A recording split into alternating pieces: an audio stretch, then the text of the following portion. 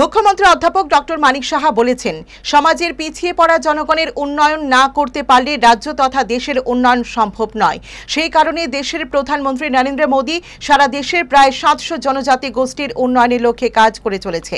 রাজ্য সরকারও জনজাতি অংশের উন্নয়নের লক্ষ্যে বিভিন্ন প্রকল্প রূপায়ণ ও বাস্তবায়নের দিকে এগিয়ে চলেছে।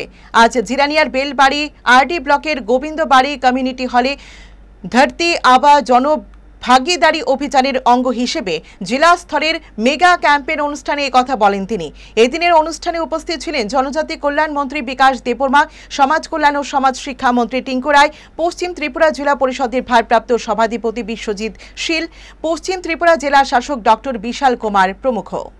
আমাদের আয়ও হচ্ছে, আমাদের পার ক্যাপিটা ইনকাম আমরা যদি দেখি এখানে সেকেন্ড হাইয়েস্ট নর্থ ইস্টার্ন জোনের মধ্যে সিকিমের পরে।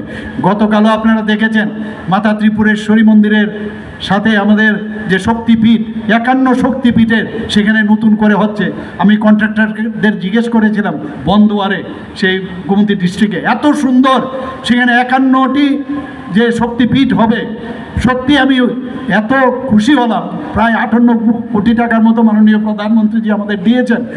আমরা 51 যে শক্তিপীঠ ভারতবর্ষের কয়েকটা জায়গায় আছে, কিন্তু অনেক ভারতবর্ষের বাইরেও অনেক জায়গায় আছে, বাংলাদেশ, পাকিস্তান এবং আমাদের নেপাল এবং যে আমাদের বিভিন্ন অন্যান্য জায়গায়, সেখানে তিব্বতেও আছে।